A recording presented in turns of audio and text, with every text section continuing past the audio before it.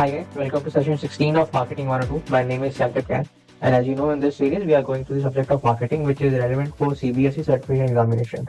Now, in our previous session, we have started with the topic of pricing, and in this session also we are going to continue with the pricing topic only, and we are going to cover the types of pricing.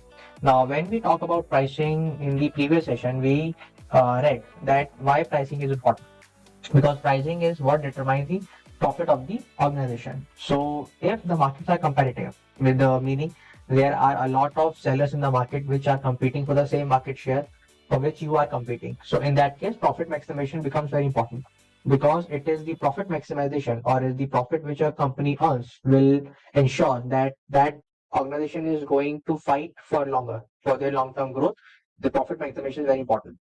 So because profit maximization is important, the pricing also becomes important. So in that case, in order to set a proper price or in order to set the pricing policy, the market situation needs to very methodically analyze. In case you want to set your prices, you cannot just set those prices according to your own will. You have to study the market situation very carefully. So generally, when we talk about the pricing strategies or pricing policy, we can divide them into four categories. So we have the demand oriented, we have cost oriented, then pricing policy which are focused on the competition or driven by the markets, and then we have the value based pricing. In this session, we will focus on the demand oriented pricing. So when we talk about the demand oriented pricing, I think the name is very much clear that the prices of the product are set up by the customer demand. That is what is the quantity demanded in the market. Now, if those students who have studied a little bit of economics, they know there is an inverse relationship between the price of the commodity and the quantity demanded of that commodity, which basically means we are talking about the law of demand. Those people who don't know, there is something called law of demand. So law of demand says that as the price increases, the quantity demanded of that commodity goes down. So when we talk about inverse relationship says the same thing, that as the prices of the commodities goes up, the demand curve goes down. This means that people are willing to buy less and less as the prices go up, and they are willing to buy more as the prices go down. So when in a market the quantity demanded and the quantity supply intersect, or at the point where the demand of that commodity is equal to the supply of the commodity, at that point the prevailing prices becomes my equilibrium prices. So equilibrium prices can be defined as those prices which are acceptable by both supplier of the commodity and the customer of the commodity. Now, the whole concept of demand oriented pricing is centered around the elasticity of the demand. So, it becomes the core of the product pricing. So, what is elasticity of the demand? So, demand could be elastic or inelastic. So, very briefly put, when we say elasticity, we are talking about the response to the prices, how much my demand is sensitive to my prices. So, when we talk about the elastic demand, basically, we are trying to say that change in the prices trigger a change in the demand. If I say this the demand elasticity of demand is more, or the demand is more sensitive, then I mean that if the prices go down even a little bit, then the demand is affected by a lot. But there is another concept called the inelastic demand. So inelastic demand we usually find in the product which are crucial for the survival of the life. So all your necessities like food, shelter, the bread you eat, the milk you drink, the eggs you eat, they all have inelastic demand. Meaning, even if there is a change in the prices, the quantity demanded does not change a lot, because people are demanding those products because it is important for their survival. So the main advantage of demand oriented pricing is that because it is a price which is acceptable by both, because it is a price set up by the market forces of demand and supply. So the prices which are arrived using the demand oriented pricing, they are the ideal prices because they are accepted by the both consumer as well as the seller. So when we talk about the demand based pricing methods, so first and foremost, we have the perceived value pricing. So I think the name is very much clear. What do you mean by perceived? Perceived stands for the perception of the customer. So when the prices are set, keeping in mind how buyer perceives a product, what is the buyer's perception of value of the product and not the seller's cost. We don't, in perceived value pricing, we do not care about the seller cost. But seller is much more concerned about how the buyer perceives the good, how buyer perceives the value of the good. So in that case, the non-price variable comes into effect in the marketing mix. So we do not care about the cost of the seller, the cost of the production, the cost of marketing, the cost of distribution. They all take the back seat. What takes the wheel is the perception of the customer. Now, as we know, the perception of the buyer changes with the change in the buyer. So different buyer will have a different perception about the product depending on the buyer's behavior. So therefore, we charge different pricing from the different buyer. A very simple example is if you want to have a cup of tea. Now you can have that cup of tea in your local tea store, or you can have that cup of tea in the hotel. Now, how the buyer perceives the product when he goes to consume the tea at a tea stall and when he goes to consume the tea in the hotel or a restaurant, in that case the prices will be charged. So because the buyer assign a little bit lower quality, lower feature, lower attributes to the tea he is consuming at the tea store, so he will be paying a lesser price for it. But if the same buyer goes and have a cup of tea in a restaurant or a hotel, he will put a little higher prices on the quality, the features, and the attributes of that cup of tea. So he is willing to pay more prices on it. So it is important if a firm is going for the perceived value pricing. In that case, it becomes very important that they accurately determine the market perception of the product, the customer perception of the product. Because even if because if in case they charge or they analyze the market perception wrong, they will end up charging a wrong prices for the product, which will be very bad for the firm. So wrong calculation of the perception may lead to wrong setting of the prices. The second method is the differential pricing. Now, again, the word is very much obvious. Differential means that different.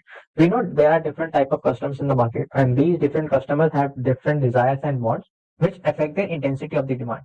So, what are the factors which influence the differential pricing method? First of all, the time of the purchase. I'm sure when you hire a cab, you must have noticed that there are different charges for the day and there are different charges for the night.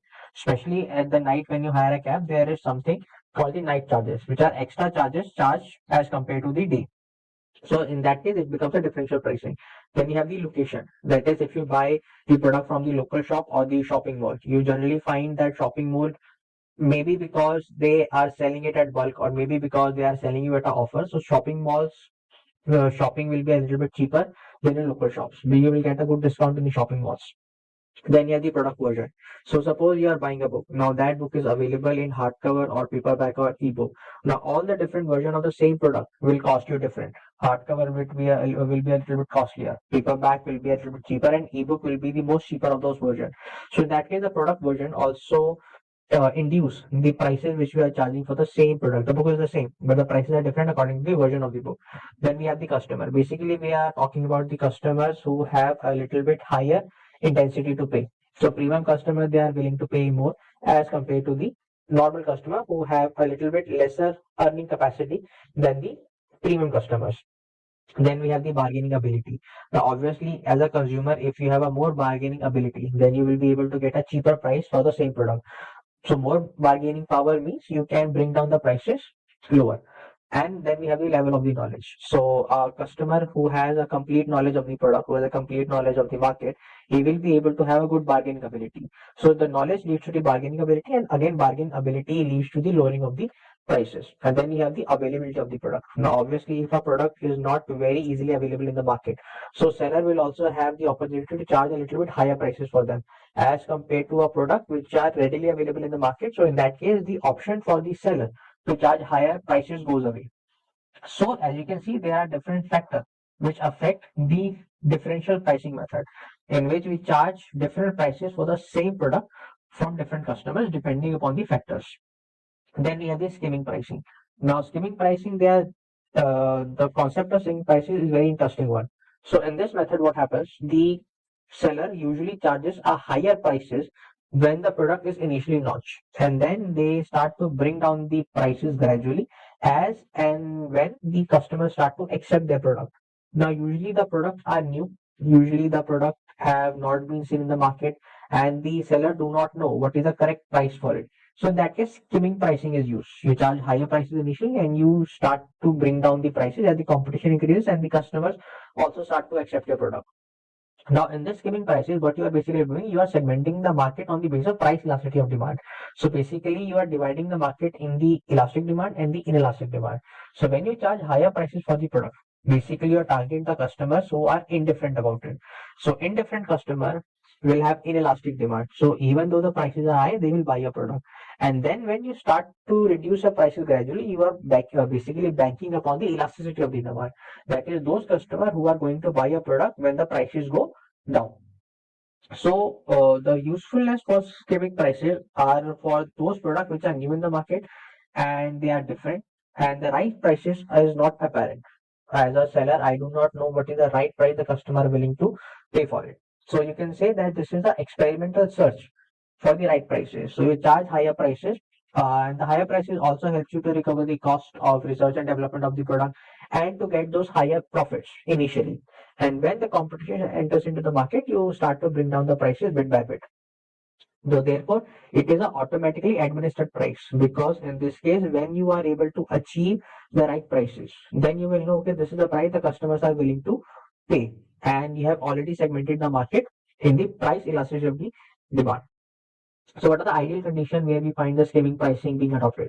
First and foremost, the ideal condition is inelastic demand. That is, the customers who are willing to buy a product even if the prices are high. So how or why will that happen? Maybe the customers do not have the knowledge for the product, or the competitions are very few. And because the competition is very few, you can afford to charge high prices because nobody else is selling that product in the market. Second condition is the market segmentation is possible again on the ground of elasticity of the demand. So because at initially when you are charging higher prices, you are segmenting the inelastic demand consumer, and when you gradually reducing the prices, you are segmenting the market on the basis of the elasticity of the demand. That is, customer who are sensitive to demand, then you are catering to them. So therefore, where market can be segmented on the price elasticity of demand, there your skimming prices are very useful. Thirdly, but this price elasticity of demand is not well known. You do not know at what prices the customer will come in and buy your product, and at what prices they will not buy your product. You do not know that sensitivity. You know sensitivity is there, but you don't know it very well. So in that case, the skimming pricing is important, because then you get to have the accurate price for the product. And finally, it has a minimum risk. Why? Because initially when you're charging the higher prices, you're not losing any customer.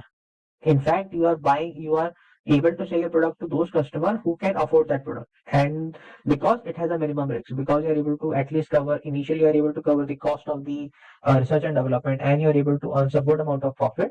So therefore it has a minimum risk. And because there's a minimum risk, the price upward movement is possible. And finally, forms on to upmarket risk product. Now, this upmarket is very important. So, what happens skimming prices when you initially charge the higher prices? You are able to recover the cost of research and development, and you are able to earn good profits. Now, those good profits can again be reinvested in the same product to increase the features of the product, to improve the product, or to innovate the product to next level. So, in that case, you can again charge the product, because then that product again becomes a new product and different product. Again, because you have improved the product a lot, you can again charge the higher prices for it. So these are the benefits or ideal conditions of the skimming pricing. The final method of the demand oriented pricing, we have the penetration price policy. Now, this penetration price policy is the exact opposite of skimming prices. In skimming prices, we are charging higher prices for the product, but in penetration price policy, initially when the product is launched, we are charging a lower prices for it. So the purpose of this price policy is to penetrate the market, basically to earn more and more market share. So what is the policy? You charge prices low at the initial period, and when you are the only seller in the market, when you have completely eradicated the customer, your competition from the market, and you are the only seller of that product, when the customers are addicted to your product, when the customers have adopted you as the pioneer of that product, then you can start to increase your prices bit by bit. So why you're charging low prices? Basically, you want to keep the competitors away. You know that the moment my product will come in the market, more and more competition will come in. So you keep the prices so low that the competitors do not find it profitable to enter into the market. And you want to enlarge your market share. The remaining competition, whichever is there in the market, you want to eradicate it. So therefore, you're charging low prices for it. So competition will lose their market share, and they will eventually leave the market. And there will not be any new competition enter the market, because you have tightly consolidated your market share. So what are the ideal conditions for penetration price policy? I'm sure penetration price policy you must have seen in when the Ola and the Ubers came in. So these are the cab aggregators which gave a huge discount to a customer initially. They were giving cheap rides, even practically they were giving out the rides for free. So once the customer got addicted to those products, so they and the other local cab hailers, the local taxis and the local auto walas, they went out of business. So when that happened, then Ola and Uber, they started to raise the prices. So the ideal condition for the penetrative price policy is that there is high price elasticity of demand. That is, the consumers are very sensitive to the price. So wherever they see the low prices, they will flock towards your product. In that case, the competition will be removed from the market. Now, the point is how the companies are able to survive for long by charging lower prices, because the ideal condition of large economies of scale is possible. When Ola and Uber came in, they had so much backing of the angel investors and other investors, so they were able to finance or bankroll their businesses. So, in that case, for them, that becomes large economies of scale. For a manufacturing company, if they are bringing a product at a cheaper prices, then they have to have a large economies of scale possible, because then they will able to bring down the cost at such a low level that they will be able to charge low prices from the customer. So if the firm or the industry has a large economies of scale, then penetration price policy is possible. Then you have a strong set of competition, because the moment competition enters into the market, the price war begins, and the price was what happens, everyone wants to reduce the prices and to give the best quality possible. So when you know there is strong set of competition, either you want to remove that competition or you do not want to allow that competition to enter into the market. So in that case, you follow the penetration price policy, that you charge the prices so low that no other competition or no other firm find it profitable to enter into the market and compete with you. And the most important one, the firm should have unutilized capacity, because when we talk about the large economies of scale, a firm which is already operating at 100% cannot have any more large economies of scale. So, in order to increase the uh, production, in order to bring down the cost, the firm must have to have some unutilized capacity. And finally, the market is not segmented. That is, there is no segmentation of the price elasticity of the demand. In that case, you are uh, following, you can easily follow the penetration price policy if the market is not segmented. With this, sorry, the final ideal condition is when substitute product is available in the market. So when the substitute product is available in the market, then you know very well that there is competition in the market, and because you want to eradicate that customer, you want to eradicate that competitor from the market. Therefore, you are following penetration price policy. Suppose there is no substitute product available for your product. Then in that case, you are the only seller in the market, then you should follow the skimming price policy. But once there is competition in the market, then you have the incentive to eradicate that competition. Then you follow the penetration price policy. So if the product which you are selling has substitute product available in the market, in that case, you follow penetration price policy, because you want to take away that market share. If there is no substitute of your product, then you will not follow penetration price policy. Then you will follow the skimming price policy. With this, we have arrived at the advantages of the demand oriented pricing. So first and foremost, the advantages, the demand oriented pricing, they take into account the customer's price elasticity and preference, because as we have said, in demand oriented prices, the prices are set by the customer demand. So when you are taking into account the customer demand, you are basically taking into account the responsiveness of the customer to the prices and their preferences. And the most important thing, it penalizes inefficiency. A corporate or a firm which is inefficient in its business, so they won't be able to bring down their costs, so they won't be able to meet the demand. So therefore, it optimizes the product mix. You are able to bring down your production cost. You are able to produce your product as such optimum manner that you are able to charge prices which are acceptable to the customer, and it facilitates new product offering, because you can invest the money which you receive, the profit which you receive, especially the skimming method, and later on in the penetration price policy also, that you get so much profit so that you can reinvest that profit in your business again to bring out a new product offering. And it removes difficulty of joint allocation of cost. So you can create one product, you can have one product selling with skimming price policy, and another product selling at penetration price policy, and they can both complement each other. Therefore, it removes the difficulty of joint allocation of cost, and it enhances the firm's ability to optimize the prices, because now you are selling the product at those prices which are acceptable to the customer. So in that case, the problem of overstocking will also, or understocking can also be easily removed. Therefore, the prices of the product will also be very good, very well optimized. The disadvantage of the demand oriented pricing is does not ensure comparative harmony, because as you have seen in the skimming and the penetrative price policy, then you are basically eradicating the competition from the market. So that is not good. Competition harmony is important for the consumers also, because in that case consumer get option at different prices and of different features, and it is not safe from company standpoint, because sometimes it may happen that companies have to sell their product as losses in order just to take some market share. So company may have to sacrifice some short term profits in order to earn long-term profits. But as I said, long terms are not very definite in their nature. You do not know what is going to happen in long term. So therefore, it is not safe for company standard. It comes with a lot of risk. With this, we have finished our demand-oriented pricing. We will cover the remaining pricing policies in our coming sessions. If you like this video, please like, share, subscribe to my channel. Thank you so much for watching.